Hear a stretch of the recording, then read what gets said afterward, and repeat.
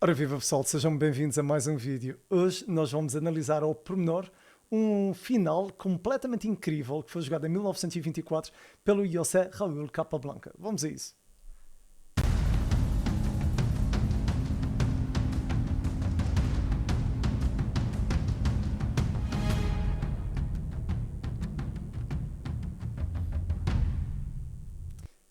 E, portanto, esta aqui é a nossa posição base e aqui, basicamente, o Tartakower aceitou, basicamente, trocar a dama.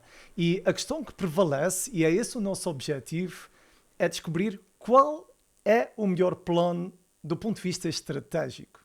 Isto porque eu muitas vezes sou totó no tipo de decisões que eu tomo nas minhas partidas e acho que é muito interessante colocar-nos na cabeça do Capablanca, que foi campeão mundial e basicamente ele jogava finais sem medo nenhum. E portanto, aqui o que salta à vista é temos torre na coluna aberta, torre E1, é um lance que faz todo o sentido. Eu diria, ok, a gente pode ponderar aqui a nível de lances candidatos, talvez bispo B5. Não sei até que ponto poderemos também pensar no avanço do H5. Portanto, aqui na verdade o Capablanca optou pelo lance H5 e H5 acaba por ser um lance bastante correto, porque a ideia dele é conseguir infiltrar de algum modo a torre. Mas o nosso objetivo com este vídeo é tentar perceber porque é que o plano do Capablanca resulta assim tão bem. Vamos ver. Hipoteticamente, se eu jogasse torre pré-1, aqui na verdade as pretas poderiam jogar torre E7 e não é assim tão claro que eu tenha vantagem. Eu posso tentar torre E5 e claro, se as pretas tomarem, eu tomo com o peão, tenho um peão passado, estou contente. Mas a questão é que as pretas não são obrigadas a capturar. As pretas têm o cavalo de C6 ou o cavalo de C4. O cavalo de C4 é capaz de ser interessante, não é? Porque mesmo que o bispo tome, peão toma e... Ok, este peão não está passado porque é um peão em C7. Posso tentar jogar o H5, mas... Não sei, as pretas podem tentar jogar isto devagarinho. Os computadores veem torre toma torre, mas talvez C6 e... ok, as brancas têm um jogo mais fácil, mas não é claro que a gente esteja aqui efetivamente ganhos. A outra hipótese poderia ser, por exemplo, bispo B5. Isto era um lance que eu pensaria, mas... Ok, depois de C6, o cavalo está a defender o peão, o bispo vai ter de sair do sítio, vai voltar para D3, ou seja... Lógica do Bobby Fischer, se vocês avançam uma peça e voltam para trás, quer dizer que vocês fizeram a geneira. Portanto, a nível de princípio, a nível estratégico, isto já não faz sentido nenhum. Então, o que é que o Capablanca vai fazer? O Capablanca basicamente diz, ok, senhores, aprendam comigo, porque H5 é realmente um lance interessante. E aqui, muito giro, o Alekhine analisou esta posição e ele diz que este lance é calamidade total. Porquê? Porque a torre vai conseguir entrar no campo hostil. Portanto, isto são palavras do Alekhine. E qual é o problema? O problema é que, hipoteticamente, se as pretas tomarem um peão, vem a torre H1 e não é fácil defender, porque o bispo está a controlar a casa F5. Muito bem visto. E, é claro, isto é chato, não é? Porque mesmo não há grandes defesas, não é? Vamos assumir um lance tipo torre F8, torre toma H5... Isto está estrategicamente perdido, porque nós já temos aqui a pressão com o bispo e temos a pressão com a torre. Então, a alternativa qual é, não é? Aqui as pretas não podem tomar, é preciso ter aqui atenção porque o bispo e o peão estão a criar pressão em G6, por isso, aqui na verdade, o Tartakower, que até era um jogador bastante forte, ele foi durante muito tempo top 3, top 5 na altura, e o Tartakower defender com a torre, e faz algum sentido defender com a torre. Agora a questão é, nós temos de parar outra vez e vamos tentar perceber qual é o plano estratégico. O que é que eu faria nesta posição? Bem, eu muito provavelmente, se eu estivesse a jogar com alguém com um rating muito mais elevado, eu pensava, um empate não é mau. Eu pensava nisso, mas ok, aqui temos novamente as ideias de torre 1, é um cheque, já não há torre aqui a tapar, portanto eu diria que este é um lance candidato e... Eu, na verdade, eu pensaria em peão toma para conseguir jogar a torre H1. Portanto, eu pensava nesses dois. A primeira ideia, se a torre joga para E1, o rei vai fugir para F7 e, ok, vamos continuar com o tal plano de torre E5, que na minha opinião é um plano, não é? Não sei se resulta ou não resulta, mas não é claro, não é? Porque A torre também pode ir para C6, cria pressão no peão de C3. É tudo um bocado complexo, não é? Porque torre toma, e eu que não sou propriamente especialista a jogar finais, olho para esta posição e eu sinto que, ok, mesmo que as brancas estejam melhor, é difícil, não é? Porque eu vou continuar com bispo E4, mas não sei até que ponto não existirá cavalo de C4, torre cheque, será que é um lance? Rei F6, torre toma qualquer coisa, talvez H7, porque aqui não pode, né? Porque senão há essa ideia, na verdade, que eu consigo capturar a torre.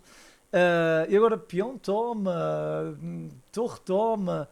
Ok, não é fácil, o capa branca está com mais um ponto, mas também não é claro que este peão esteja assim tão bem. Por exemplo, depois de cavalo D6, vou criar pressão no bispo. Às tantas vou também tentar criar pressão no peão da A4, ou seja, há algum contra-jogo, não é? Aqui, objetivamente, os computadores dizem que as pretas poderão empatar esta posição. É claro, tem muito jogo pela frente. Eu pessoalmente, eu acho que as brancas têm um certo potencial, mas não é claro. Então, o que é que o capa branca vai fazer? Ele começa pelo tal lance do H. Aqui o Tartacaur vai continuar com torre para F6 e depois disso, peão toma e ele joga torre H1. Ou seja, aqui tudo muito concreto, muito simples. O xadrez é fácil para estes gajos, não é? Tubarões como a capa branca, não é simples. Vamos trocar peças e está tudo bem.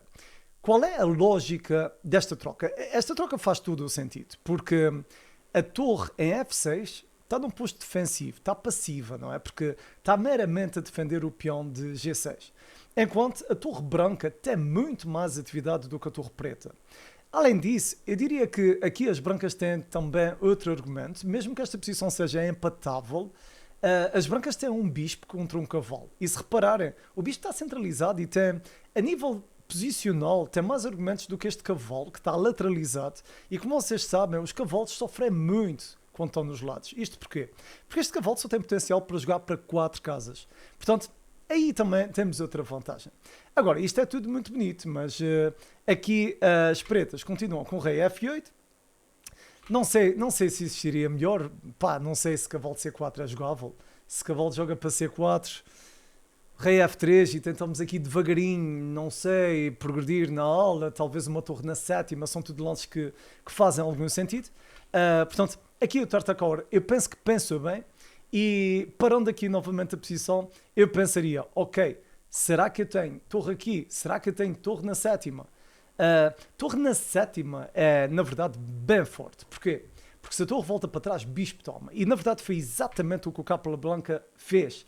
Eu jogava isso. Ok, aqui eu jogava isso. Agora, o meu problema é que eu provavelmente não tinha descoberto um plano tão simples, não é? Eu avançava pelo peão, tudo bem, faria isso, mas depois a ideia de trocar o peão, que é uma coisa tão básica, de repente nem me passaria na cabeça e eu pensava, vamos jogar tático, vamos jogar dinâmico ou algo assim do género. E portanto, aqui, torre para H7 e basicamente o Tartacaur vai jogar torre C6. Torre C6 mostra o nível do Tartacaur.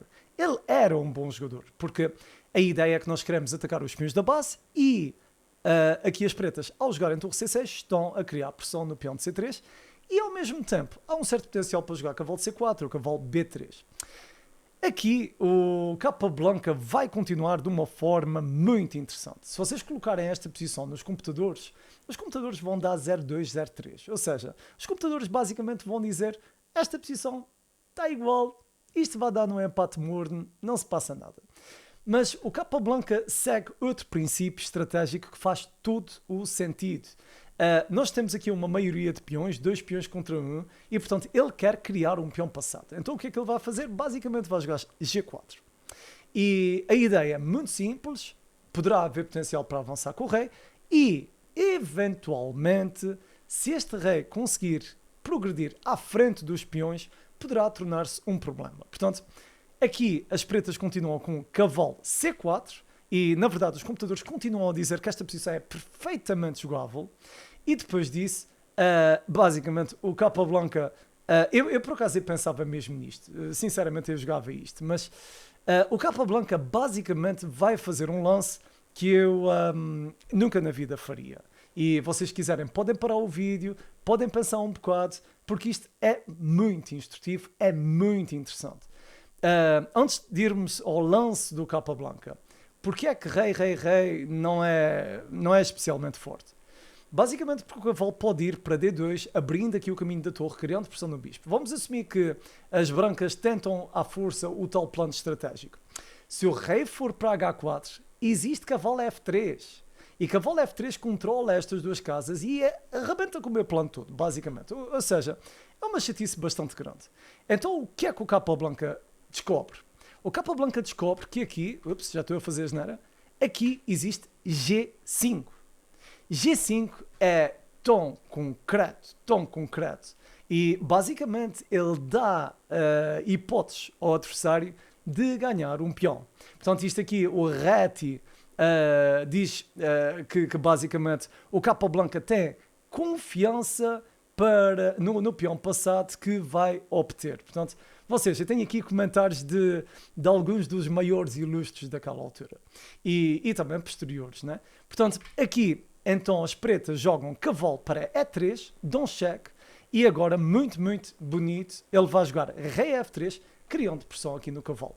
Aqui a questão é, o que é que acontece se a torre tomar? Basicamente perde um cavalo. Isto aqui para o pessoal tem um rating mais baixo. E por outro lado, se as pretas jogam cavalo para F5, na verdade as brancas conseguiram atingir o que queriam. Porquê? Porque depois de bispo toma, peão toma, basicamente as brancas conseguiram ficar com um peão passado, apoiado. Ou seja, completamente incrível. Portanto aqui isto continua com rei para G3. Claro, as pretas tomam o peão e o problema é que aqui a nossa análise está quase no fim, porque existe rei H4, claro, obviamente ele aqui joga torre F3 para criar pressão no peão, mas o problema é que existe G6 incrivelmente forte. Depois torre toma, rei vem para aqui e na verdade, aqui ele jogou torre para E4, mas só para mostrar, se a torre capturar o peão, rei F6 termina mesmo com o jogo devido às ameaças múltiplas de avançar o peão e também de dar mate, não é? Portanto, isto é uma coisa completamente estratosférica e mostra que o Capa Blanca era realmente um tubarão. Portanto, aqui a questão que eu tenho para vocês, e espero que tenham gostado do vídeo, é, olhando novamente aqui para esta posição inicial, vocês pensavam na hipótese sequer remota de avançar H5, não é? A questão aqui é esta, é que H5, pensando no plano estratégico de jogar torre H1, trocando o peão, ativando e tentando entrar na sétima, é tão bonito, tão concreto e resulta, a questão é essa, resulta mesmo muito, muito, muito bem. Mas bem, vocês, espero que tenham gostado do vídeo. Já sabem, se ainda não seguiram o canal, sigam. Se gostaram, façam um like, ativem as notificações e, se tiverem curiosidade, esta partida está toda analisada aqui no canal. Para isso, basta que vocês cliquem aqui neste link, ok? E não se esqueçam, todos os dias nós temos mais material de xadrez. Continuação de uma boa noite, pessoal, e bom descanso. Tchau, tchau.